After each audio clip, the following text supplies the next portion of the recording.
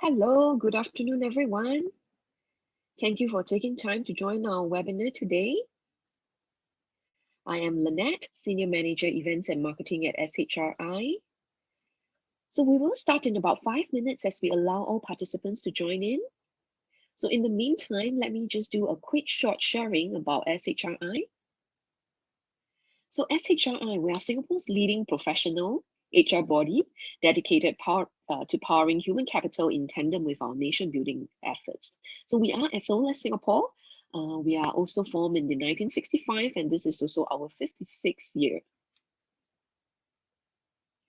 So this is our vision and mission. And we would like to advocate HR best practices, connect a community of HR professionals, and enhance the HR profession. So about SHRI. So at SHRI, under the SHRI umbrella, we have SHRI. Of course, we look at enhancing recognition and standing of HR profession via our professional membership and our signature events and through our webinars, such as today's webinar. And we have our SHRI Academy. We look to raise and enable HR professionalism through our School of Human Capital Management and our WSQ and IHRP accredited short courses. And at the SHRI Corp, we look to provide HR resources, expertise, and value-added services to individuals and organizations where we do a lot of corporate HR trainings, in-house trainings, and consultancy and advisory work. So of course, we hope to be the HR ecosystem in Singapore and the region. So these are the national and regional partners that we work really closely with. And the different types of membership that SHRI has. Of course, we hope to strive to drive professionalism with the right connections and development opportunities for our HR community. That's about it for a quick short sharing about SHRI. So I see a lot of participants have joined us. Thank you for being with us this Friday, and thank you for being on time. Thank you. So to introduce myself again, I am Lynette, Senior Manager Events and Marketing at SHRI. I see a lot of familiar names. I'm sure you all know me quite well by now, I hope. So the theme that we have for today's webinar, diversity, equity, inclusion, integrating a cohesive workplace culture. And we're really delighted to have partnered with Citrix today to bring about the experts to share on this theme.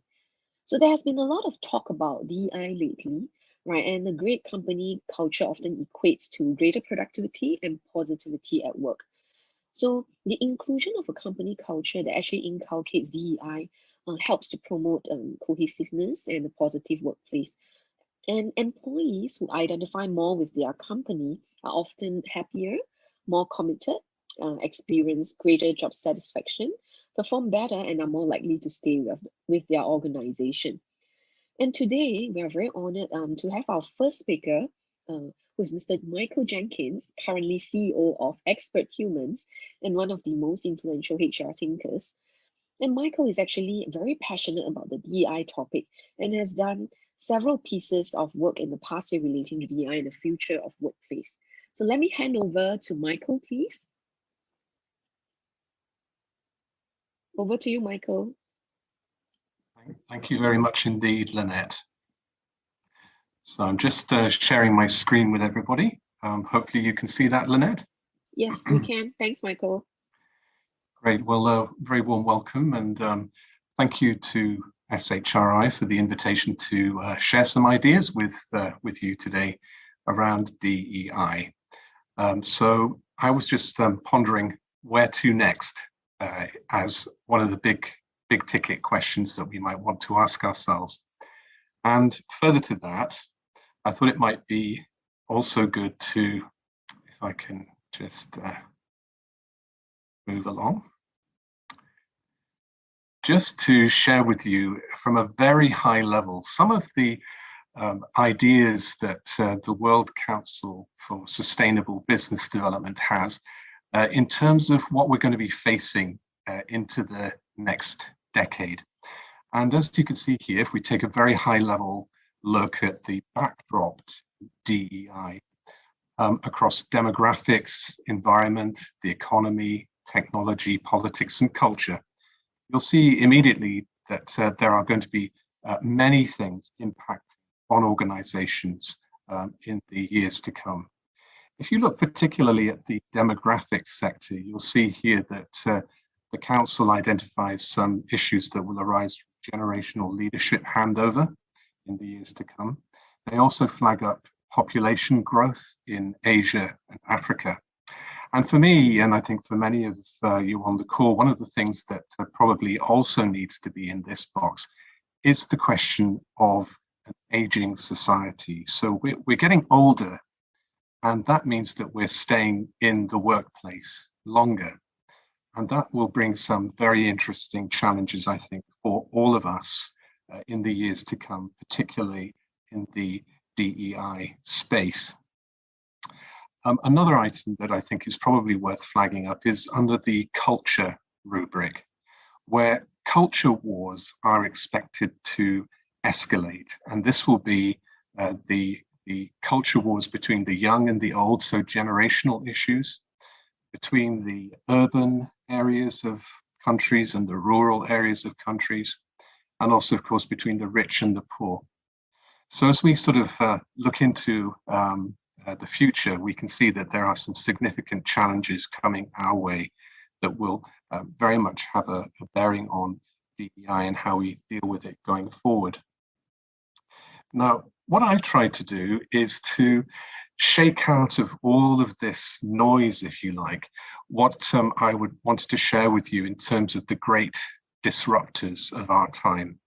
Sustainability is right there at the top of this particular list, and strongly followed by, of course, global human health. And I'm sure everybody is keenly aware of the link between sustainability and global human health, given the pandemic. I have inequality here as the item that encompasses the DEI topic, as well as digital transformation, and then last but not least, what I see as the erosion of trust in organizations around the world. For our purposes this afternoon, however, what we're doing is we're zeroing in on the inequality part here. So just breaking this down into its more digestible pieces. Here are some suggested responses that I wanted to share with you when it comes to dealing with the great disruptors of our time. We will be making these slides available to you guys after, so you'll be very welcome to peruse them at your leisure. But right here, I'd like to go to the inequality part, which I've indicated here in green. This is around the disruption of human potential through discrimination and marginalization of people, prevented from realizing their dreams for an equal chance for safety, security, and self-fulfillment. And from my humble perspective, I think this is going to need compassion and empathy from all of us if we are to change things for the better. So that's a big ticket item that I wanted to share with you as we move into some of the more granular things that I wanted to put in front of you. Now, I think we have all noticed that as words, empathy and compassion have most definitely entered the management lexicon, and certainly for those of us who are in the human resources community, we're very interested in how we can perhaps apply empathy and compassion in a very direct way. And this is one of the things I wanted to flag up in my sharing with you today, is that COVID has done a lot of damage, as we know, particularly, I think, for women. And we will probably explore those reasons when we come to our discussion later. But I think the key thing for us is that some of the humanity that we have rediscovered as perhaps one of the few positives coming out of the COVID era, can we actually sustain the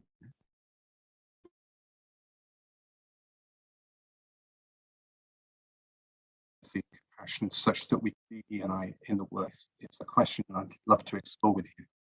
We know, for example, that when it comes to the Sustainable Development Goals established by the United Nations that altruism, compassion, and empathy is something that infuses many of these goals. And you'll see that gender equality is item 5 in the Sustainable Development Goals. And as an item that is so critical to the security of societies around the world, the empowerment, particularly of women, the education of women, such a critical piece of this jigsaw puzzle. And I truly believe that applying altruism, compassion, and empathy can really help. To that end, I know that friends on the call will be familiar with the work that I've been doing in the area of what I call ACE, which is altruism, compassion, and empathy. In this very simple diagram, what I'm positing is that these are 3 human attributes that we need to bring to bear on the workplace today. And one of the things I wanted to mention was that altruism, which is broadly defined as doing good without any net benefit to you personally, in other words, helping other people because it's the right thing to do. I'm discerning an awakening of interest in altruism here in Singapore, talking with some big companies that are beginning to see that altruism is something that can be a very important part of their strategy going forward. And at perhaps a more granular everyday level, I am also seeing a growing interest in compassion and definitely empathy. And I will explain why the empathy part in particular, I think, has a lot of potential for us as we seek to improve our diversity, equity, and inclusion strategies. So we know, for example, from the research that when we zero in on empathy, empathy has some tremendous organizational benefits when it comes to diversity, equity, and inclusion. So for instance, empathy, which broadly speaking is the ability to put yourself into the shoes of others and to be able to see things from the perspective of others without making a judgment, enables us to move towards having more ethical decision-making in organizations and therefore more ethical leadership. And this is very important when we talk about equity in organizations. People are increasingly demanding that the leaders of their organizations, and I know many of us probably don't like the phrase walk the talk very much, but I think that's absolutely what we're looking to our leaders to do, is to walk the talk. For those of you who are joining us from the healthcare sector, for example, we know that empathy training, for example, can result in better outcomes in the healthcare sector. And then last but not least, and so important for Singapore as a hub, as an entrepot, as a cosmopolitan, international place to be, it's a key skill for leaders who are managing people across cultures. And I think as a quality for really understanding the very profound aspects of diversity, equity, and inclusion, the ability to be empathetic is going to be enormously important going forward. So if you hold on to that thought for a moment, I just wanted to share this with you, which is a chart which shows that anxiety, as opposed to depression, which people often think of when it comes to workplace challenges, anxiety is a significant mental health issue across the world. And as you can see in the bottom of this slide, the reason why I wanted to share this slide is that when we come to thinking about equity and inclusion, there is a generational piece also that we need to think of very, very carefully. And it might not be the obvious one of the older generations. In fact, we also need to be paying attention to the challenges faced by the younger generation. And as you can see here, it's a little bit perhaps difficult to see on your screen. Gen Z is at risk and will need to be re-energized. So Gen Z is particularly at risk given that more than 70% of this generation in Singapore feels that they are merely surviving or flat out struggling. So this is an aspect of workplace culture that I think we need to be very alive to and need to think about addressing going forward.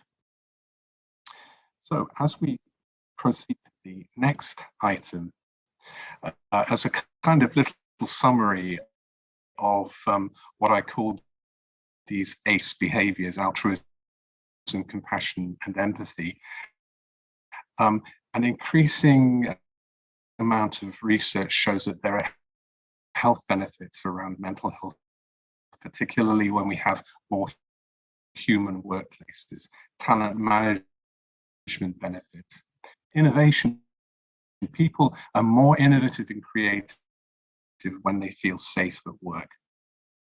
So all of those brand benefits, customer benefits will accrue.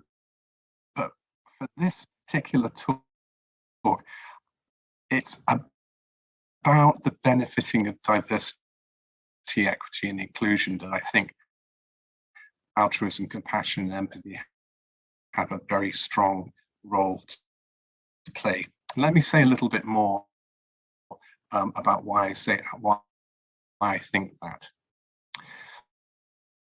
I believe that we are heading into the eye of a storm, and that there will be radical changes in the works that are going to impact diversity, equity, and inclusion as we go forward. And what I mean by that is that when we get into the weeds around what it's actually like and what it's going to be like in the workplace going forward, I want to share with you a little bit of work that I've been doing in trying to understand how empathy and what I call job modality will work in the future when we talk about empathy and some of the ways in which we will do our work. So, for example, what I'm trying to show in this little diagram is that we have the famous work from home, we have hybrid, we have the office, and we also have flexible, and I'll say a bit more about that in a moment. And so my question to me and to us more generally is, as we look towards trying to make the workplace more human and more inclusive, will we have to exercise different types of empathy in different workplace scenarios? And what I mean by that, and you can see there's a quotation from CIPD here, we're going to need managers that have a sense, who are able to have a sensitive and open discussion with every individual, taking into account their specific situations, and discuss ongoing support to facilitate an effective return to the workplace, because people have been through an awful lot through the pandemic. And the reason why I'm flagging this up is something that I find very interesting, which you guys may also have noticed, which is that work from home is actually something that has grown out of something that we had before as a general rubric, which we called flexible working. And flexible working, as you can see here, encompass not just working remotely, but also things like flexible time, okay, reduced hours, part-time hours, phenomenon, for example, like the compressed work week, are things that we used to talk about quite a bit. Job sharing, for example, if there's a potential for job sharing within our organizations, we have the potential to open up the possibility for people working in our organizations that they might not have if there wasn't such a thing as job sharing. Then we have banking of hours, the notion of gradual retirement, excuse me, we have sabbaticals, a whole bunch of things that used to be much talked about under the rubric of flexible working. And what I'm concerned about and interested to hear from colleagues too, is that the work from home juggernaut, if I can describe it like that, this great big truck that is moving through our workplaces, a very blunt instrument, is perhaps having a potentially very negative effect on, for example, inclusion, particularly in the workplace. It's not helping our efforts to build a more inclusive workplace. And so, as I move to my next slide, it may be that the shape of things to come is that we have this so-called hybrid way of working, but even within that, hopefully there will be some vestiges of the kind of flexible work arrangements that we had pre-COVID, which, when done properly and when done sensitively and managed really well by our human resources colleagues, when these things are in place, it makes for a much better workplace culture, much more inclusive and humane. And my very simple proposal is that we are going to need more empathetic management and more empathetic leadership as we move into this new world of hybrid working. And so on my next slide, this is effectively taking some headlines from the Straits Times.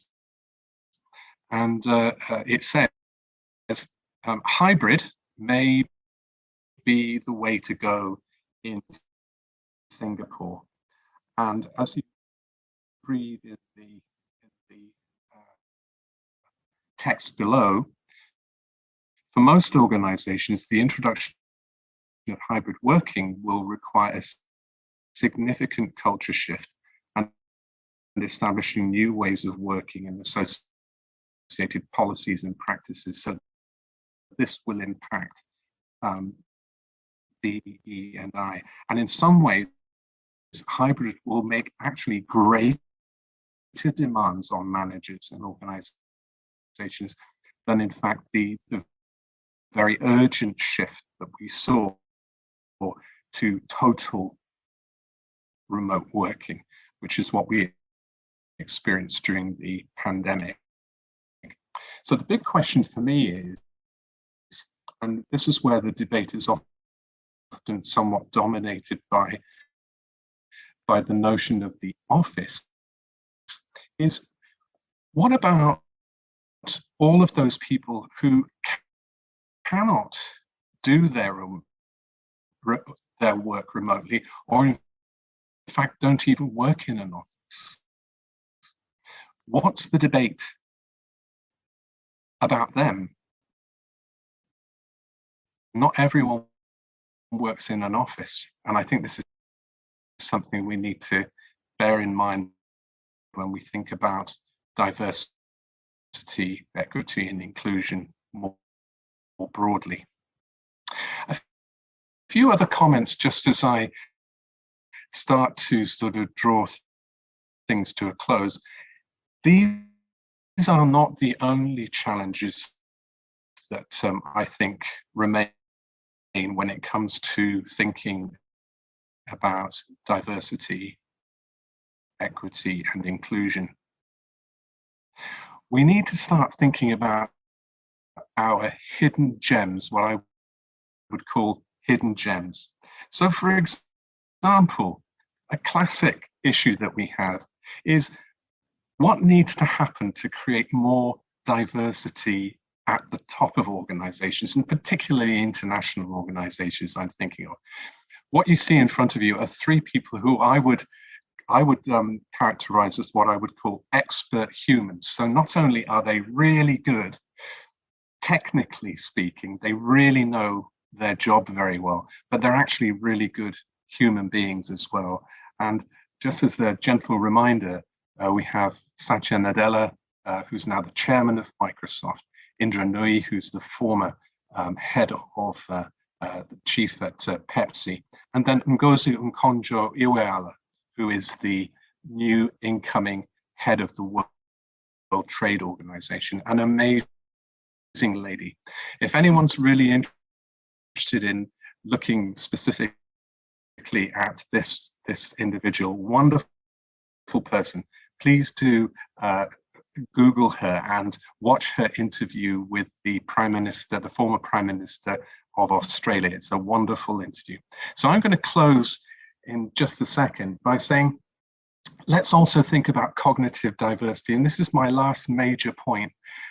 I'm personally very interested in how we can include people who literally see the world differently to us. So cognitive diversity, I think, is one of the frontiers that we really need to transcend and really pay attention to. So one statistic, which I don't know how you will receive this, but one that really resonated for me is that according to the US-based Autism Spectrum Disorder Center, we have, as you can see here, about 1% of the world's population, which is an enormous number of people, have ASD to one degree or another.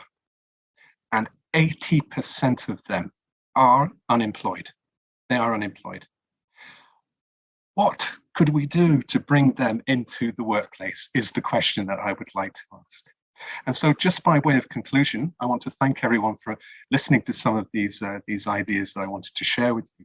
And then I'll just sort of sign off with just a few points here, which are the questions that perhaps we might be able to consider as we go forward. So how can we strengthen our organizations in diversity, equity, and inclusion going forward? What stories do we have? Because this is so important. We have to have our leaders telling really good stories that can inspire people to do things differently. What is possible within the parameters of being a small, medium, or large scale company? So for instance, we know that SAP, Microsoft, very big companies have wonderful access programs for people with ASD, for example, bringing people into their organizations. But what about smaller organizations? What could be done there? The talent pools of tomorrow, where are we looking now, and where should we be looking? And then in case we get paralyzed, if you like, by analysis, and we don't know where to start, what is the next wise action that we could take? What's the next tangible, practical thing that we could do? We don't have to solve the whole world's issues. We don't have to try to boil the ocean, but what's the next wise action that we can take? And last but not least, how can we help each other? I think that's a key thing too. And this seminar, getting together with everybody today, I think is one wonderful example of how we're trying to help each other to solve some of these big issues. So on that point, I will stop and hand back to Lynette, and thank you very much indeed for listening to me. Thank you, Michael. Thank you for your thought sharing. Once again, left us with many questions to think about.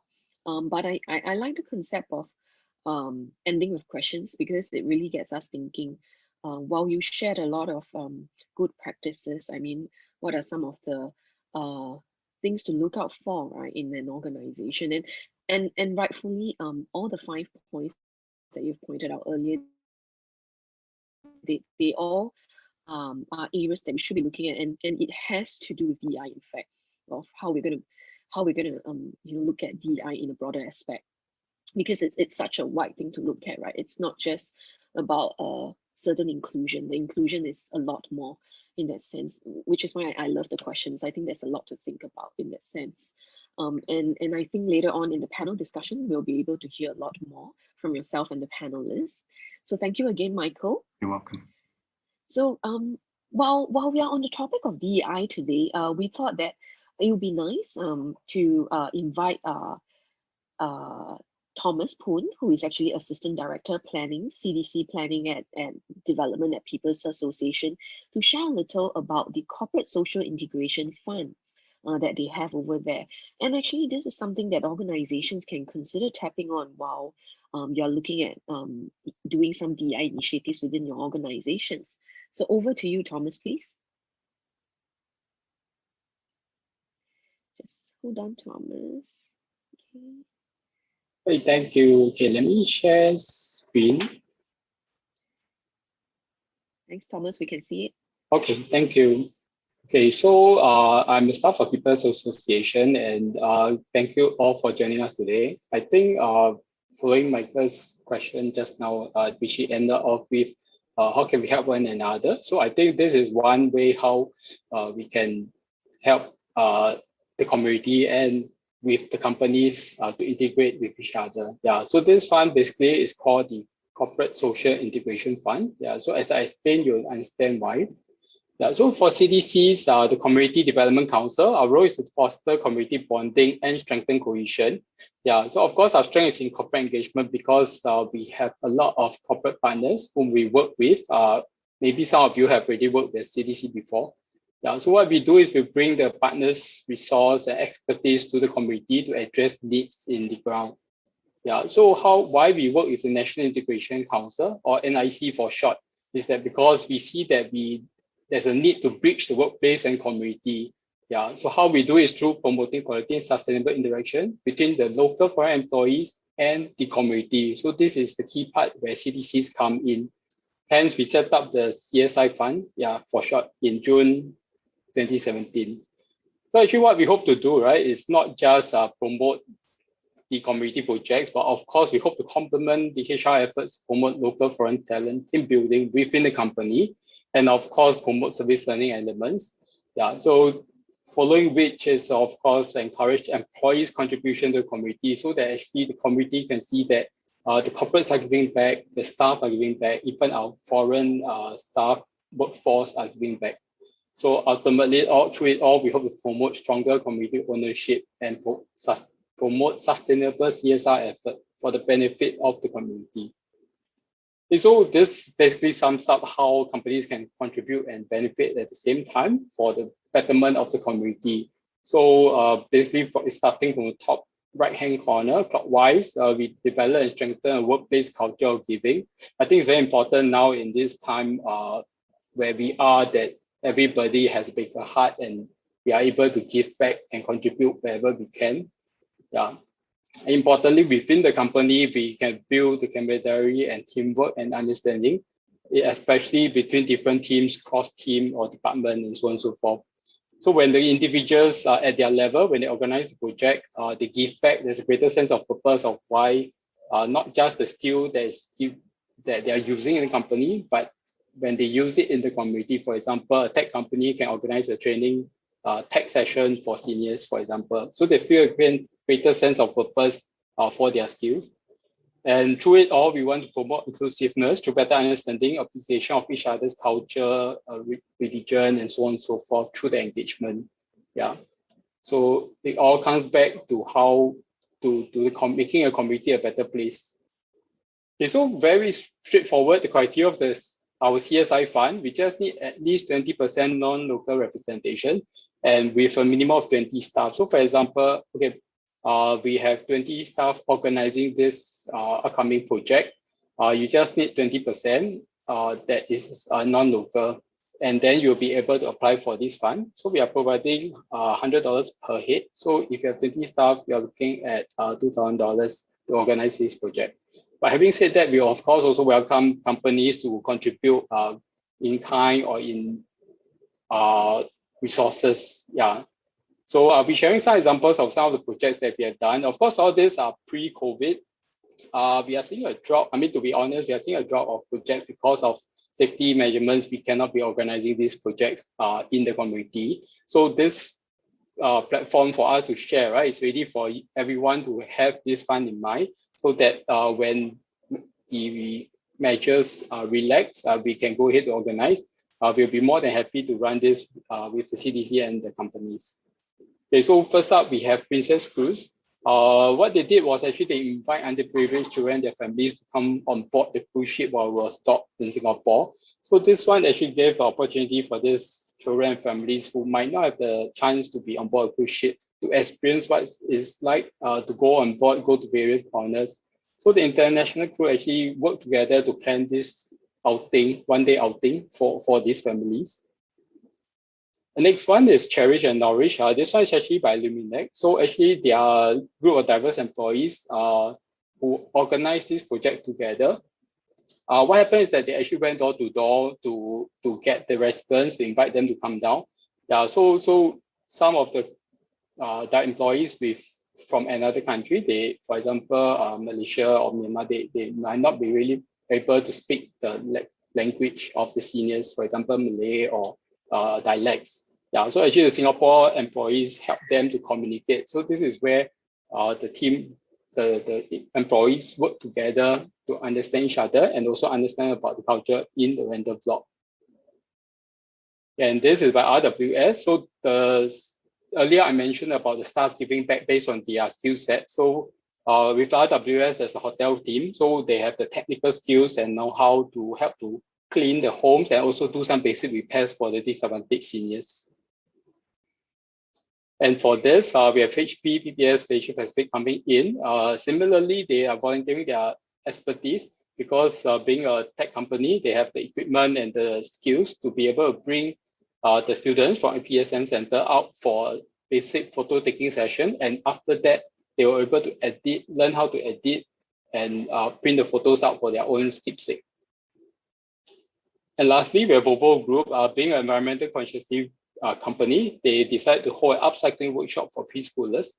Yeah, so as you can see, right, through all these 5 examples, actually the companies work closely with the CDCs, identify the need on the ground, but also tailored to the interests of the company to organize a project, a giving back project in the community to benefit the community. So through it all, actually, I won't go into details here, but I can see that the feedback from employees are generally, majority of them feel that it's a very good chance for them to learn about each other, being more culturally aware and sensitive. They also had the opportunity to make friends with people from other race or culture, yeah, and different nationality even. Yeah. So this is just 2 quotes from the employees that have gone through the session. Yeah. And if you want to find out more about the CSI fund, you can write in to us. We can then share a bit more in details and maybe fine tune a bit on what your interest is so that we can link you up with the relevant CDC and which they will then walk you through the project design stage, yeah, and application stage as well. If you'd like to find out more about the rest of our CDC programs, do feel free to visit us. Yeah, so that's it for me today. Thank you so much. Thank you, Thomas, for the sharing. So participants, not to worry. We will share more about the CSI Fund and CDC's contact in post-webinar resources to you. Thank you again, Thomas.